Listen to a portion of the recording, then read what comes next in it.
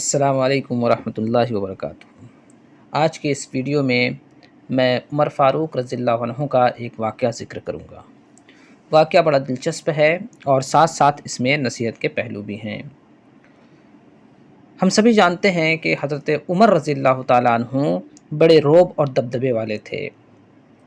لوگ ان کے سامنے آنے سے ڈرتے اور کترایا کرتے تھے۔ اتنے رعب اور دبدبے کے باوجود جب بھی آپ کے سامنے کوئی حق بات کہی جاتی اور کوئی ایسی بات کہی جاتی جو آپ کو لگتا ہے کہ اس کی بات صحیح ہے اور میں حق پر نہیں ہوں یہاں پر، تو آپ فوراً اپنے سے رجوع کر لیا کرتے تھے۔ اور کہنے والا کوئی بھی ہوتا، ایک ادنا سا انسان ہوتا، ایک ادنا سی عورت ہوتی، آپ اس کی بات کو مان لیتے اور آپ خود فوراً ہی شرمندہ ہو جایا کرتے تھے۔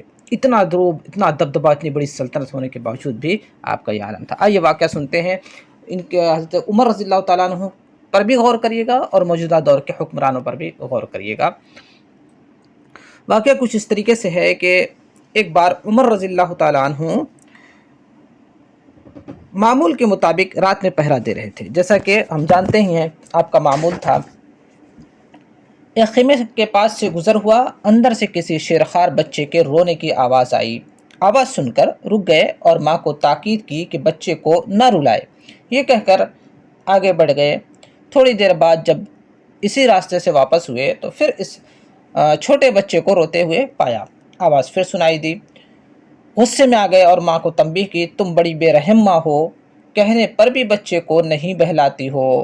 ماں نے کہا، تم بلا وجہ مجھے تنگ کر رہے ہو، تمہیں اصل بات معلوم نہیں ہے۔ بات اصل یہ ہے کہ عمر رضی اللہ عنہ نے یہ اصول بنایا ہے کہ جب بچہ دودھ پینے کی مدت کو چھوڑ دے گا تب اس کے بعد بیت المال سے اس کے لیے وظیفہ جاری کیا جائے گا۔ اس لیے میں اپنے بچے کا وقت سے پہلے ہی دودھ چھڑا رہی ہوں۔ چونکہ تنگی ہے، پریشانی ہے، تو دودھ وقت سے پہلے ہی چھڑا رہی ہوں تاکہ وظیفہ اس کا جاری ہو جائے اور آسانیاں پیدا ہوں، اور اسی وجہ سے بچہ رو رہا ہے۔ حضرت عمر رضی اللہ عنہ سن کر ایک سرد آہ بھری اور کہا، ہائے عمر، تم نے کتنے بچوں کا خون کیا ہوگا، کتنے بچوں کو اس وجہ سے پہلے دودھ چھوڑنا پڑا ہوگا عورتوں کو تاکہ گھر میں راشن آ سکے، اس بچے کی وجہ سے۔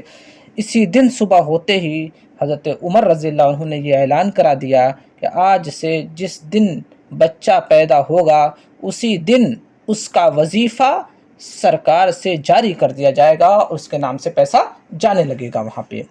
یہ عمر فاروق رضی اللہ تعالیٰ عنہ ہیں جو بڑی جلیل القدر شخصیت تھے، بڑے رعب اور دبدبہ والے تھے، مگر ایک معمولی سی عورت نے بھی جب ان پر اعتراض کیا اور ان کو لگا کہ یہ اعتراض صحیح ہے تو فوراً انہوں نے رجوع کر لیا۔